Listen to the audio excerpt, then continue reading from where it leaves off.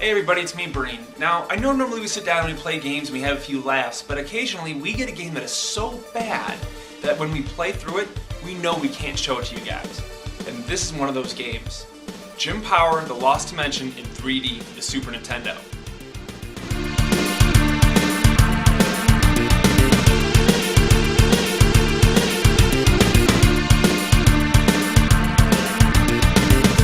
Now I admit, I first saw this game in the store and it looked like it was going to be something pretty unique. I mean, it was only $2, but I figured it was kind of a hidden gem. The name alone made it sound like it was a really cool game. Unfortunately, what I got was not that. The game is hard, and I don't mean that in a, oh, it's challenging but I can get past it sort of way. I mean it is unforgivingly brutal. The hitboxes are crazy, your movement is hindered, and there is a clock constantly hanging over your head, making you want to sprint through the game, but of course, you can't do that. The first level starts you off and it's a platformer and you're just trying to get to the right hand side of the screen. Unfortunately, at the top, you have a 2-minute time window. So what you have to do is collect clocks.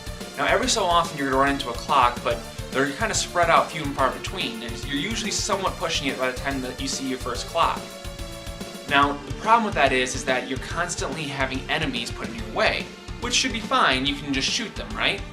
Wrong. Most enemies take multiple hits, and they move so fast and sporadic that it's hard to hit them.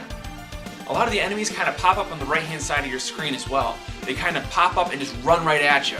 And anytime you have to hit an enemy multiple times, it's going to slow you down that much more. And then you're going to be fighting that clock even harder, trying to get to the right-hand side.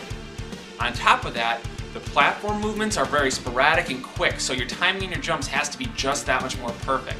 So with the combination of the hard enemies, the crazy platforms, and that time limit, this game has become impossible for us to play. I personally sat down and played this game for multiple hours, trying to get through it and get to the end. Unfortunately, I haven't been able to get past the first level. If I have to give this game one positive, I have to say it's the music. I mean, it is catchy. I know it's only the first level, but so far, the music in that game was really good. Overall, this game is terrible, so even if you see it for $2, do not pick up Jim Power, The Lost Dimension in 3D.